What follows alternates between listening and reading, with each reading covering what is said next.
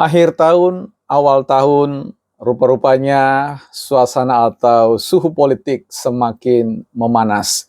Baru-baru ini ada laporan yang keluar dari evaluasi kinerja tentang kejahatan dan korupsi yang diinisiasi oleh sebuah institusi internasional yang disebut OCCRP atau Organization Crime and Corruption Report Project ya. Jadi mereka mengumpulkan semua tokoh-tokoh yang dipandang memiliki tingkat kejahatan dan korupsi yang sangat tinggi ya. Bahkan salah satunya disebutkan bahwa Pak Jokowi masuk yang sign quote terjahat ya, terkorup ya di dunia. Nah, bagaimana kita bersikap atau merespon isu ini? Kita akan bicarakan di Bukan Partai Politik.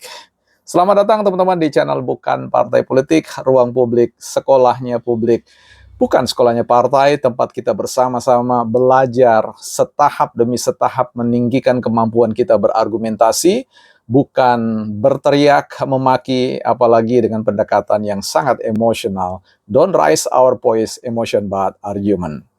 Ya, teman-teman, kita langsung saja bicara tentang OCCRP ya, Organization Crime and Corruption ya, Reporting Project yang melansir dan menyebutkan nama Pak Jokowi sebagai salah satu ya pemimpin dunia yang jahat ya, kejam dan juga terkorup. Saya kira kita perlu merespon ini, tidak perlu bereaksi ya, karena saya mencoba untuk mencari informasi apa sih institusi ini dan bagaimana mekanisme atau cara kerja mereka meriset atau mensurvei sehingga muncul nama-nama orang-orang yang disebut ya dari belahan dunia, di mana nama Pak Jokowi dimasukkan sebagai salah satu yang terkorup ya. Nah, ini mengingatkan saya dengan metode survei yang dilakukan oleh pakar hukum kita, abang kita Repli Harun, dengan survei sign quote Sontoloyonya ya.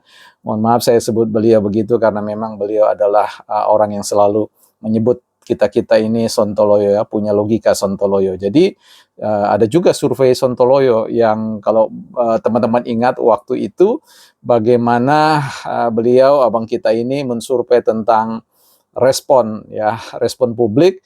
Nah, tentu publik ya adalah publik warga beliau, subscriber beliau yang memang sudah ada pada posisi antitesis terhadap Pak Jokowi, sehingga itu disurvei tentang kepuasannya terhadap kinerja Pak Jokowi. Jelaslah ya bahwa hasilnya adalah majority orang tidak puas dengan kinerja Pak Jokowi. Nah, metode yang dilakukan oleh OCCRP ini hampir sama ya. Mereka mencoba untuk membuka orang untuk berkirim surat kepada mereka menyampaikan pandangan terkait dengan berbagai macam pertanyaan ya terkait dengan persoalan korupsi. Misalkan ada salah satu tokoh dari Kenya kalau tidak salah itu mendapatkan misalkan kiriman 40.000 surat yang masuk ya terkait dengan persoalan kejahatan korupsi dan sebagainya. Nah, Anda bisa bayangkan bahwa yang antitesis terhadap Pak Jokowi itu bukan 40.000 atau 400.000 ya, tapi dia bisa bicara tentang puluhan juta. Jadi kalau nama Pak Jokowi itu masuk sebagai salah satu tokoh yang terkorup, ya jelas iya ya, karena memang yang berkirim surat atau yang memberikan masukan, jawaban terkait dengan pertanyaan-pertanyaan itu adalah mereka-mereka yang antitesis, yang tidak suka, yang memang punya ambisi dan agenda politik untuk menghancurkan Pak Jokowi dan terahnya dan keluarganya.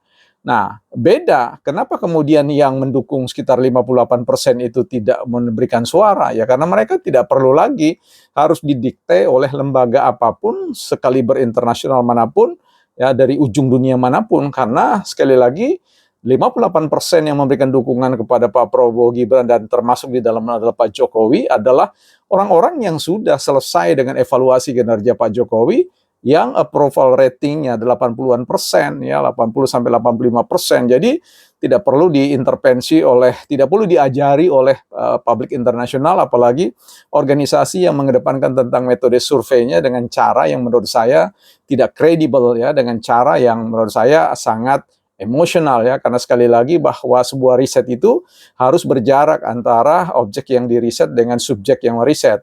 Ya, jadi kalau bicara tentang pendekatan emosional, dan memang organisasi itu menyasar, memberi ruang pada orang-orang untuk bersuara tentang ya ketidaksukaan pada Pak Jokowi, ya majority akan mengatakan memberikan nilai rapor merah terhadap Pak Jokowi, bahkan menduduki tempat pertama. Kalau kita lihat bahwa hasil responden 40.000 ya di Indonesia itu, sekali lagi yang membenci Pak Jokowi itu kan bukan puluhan ribu, ratusan ribu, tetapi jutaan ya. Jadi pastilah akan menempatkan pada ranking number one ya begitu. Saya kira ini yang harus diketahui oleh publik. Jangan sampai kemudian kita disodorkan dengan data ini hanya karena itu dilansir oleh sebuah institusi survei di luar negeri yang membasiskan diri pada responden yang sakit hati. Ya jelas, bahkan 100% bahwa hasilnya adalah negatif for Mr. Jokowi and family. Ya, saya kira itu penting sekali untuk kita berikan catatan pertama di akhir tahunnya, karena sebentar lagi kita akan menghadapi menghadang atau memberikan respon terkait dengan apa yang kemudian disampaikan oleh Profesor Koni Bakri dari Rusia, ya seperti itu ya. Kita akan lihat saja ya. Saya kira ini tidak sesederhana yang dibayangkan ya. Tentu kita tahu bagaimana gaya dan pendekatan Profesor Koni Bakri ya. Mudah-mudahan beliau bisa benar. Kalaupun benar, harusnya juga bisa wise untuk melihat bahwa kondisi negara ini tidak bisa kemudian didekati dengan cara yang demikian. Kalau beliau adalah seorang guru besar, mestinya harus wise ya. Karena orang yang berpengetahuan yang tidak wise ya, menurut saya ya ini karena persoalan guru besar karena saja, bukan karena memang kehidupan mengajari tentang persoalan berhikmat. Ini penting ya, di tahun 2025 ini kita akan melihat ada perubahan konstelasi politik yang sangat dramatis, yang sangat krusial untuk kemudian kita ikuti dan coba kita respon dengan pendekatan yang argumentatif, bukan pendekatan yang emosional ya. Ini penting buat kita semua, bahwa sekali lagi politik itu tidak pernah ada pada wilayah putih dan hitam, dia ada pada wilayah abu-abu. Nah, kalau kita bicara tentang kasus korupsi ini ya, sekira kalau memang itu kita mau setujui, taruhlah kita setuju bahwa hasil riset dari OCCRP itu adalah benar, maka sebenarnya yang paling terkorup itu bukan Pak Jokowi, tetapi yang paling terkorup itu adalah Partai Demokrasi Indonesia Perjuangan, pimpinan Ibu Ketua Umum Megawati. Karena apa? Pak Jokowi itu hanya seorang petugas partai. Jadi otaknya itu adalah PDIP. Ya, otaknya itu adalah Ketua Umum Partai Demokrasi Indonesia Perjuangan. Kalau mau kita menerima fakta seperti itu. Tapi saya kira kita tidak perlu didikte ya, determined by report dari survei dari OCCRP itu. Karena bagaimanapun juga kita punya sikap, punya pilihan, punya rasa, punya pikiran sendiri, decision ya, punya keputusan sendiri dalam memberikan penilaian terhadap apa yang terjadi di dalam negeri kita. Kita tidak terlalu dewasa kalau kemudian harus menggunakan data-data dari luar negeri, karena saya kira lembaga-lembaga internasional juga punya track record yang sangat baik ya, appreciate terkait dengan kinerja Pak Jokowi, dan itu tidak perlu kita buka-buka ya, sepanjang sejarah itu sudah terbukti. Jadi sulit sekali untuk mau menerima argumentasi dari OCCRP itu. Ya, karena bagaimanapun juga banyak orang sudah memberikan pengakuan secara internasional terkait dengan Pak Jokowi ya, kinerja Pak Jokowi, dan itu dikonfirmasi ya, divalidasi oleh apa yang dikatakan oleh rakyat publik yang menjadi daulat penuh atas negara Republik Indonesia ini. Karena itu ini menjadi sebuah catatan yang lebih menarik lagi, dan saya kira bukan partai politik punya tanggung jawab moral sebagai buzzer NKRI untuk menghadang argumentasi-argumentasi yang kemudian salah ditafsir, salah dimengerti oleh pihak-pihak yang punya kepentingan yang menurut saya juga tidak wise. Bukan partai politik.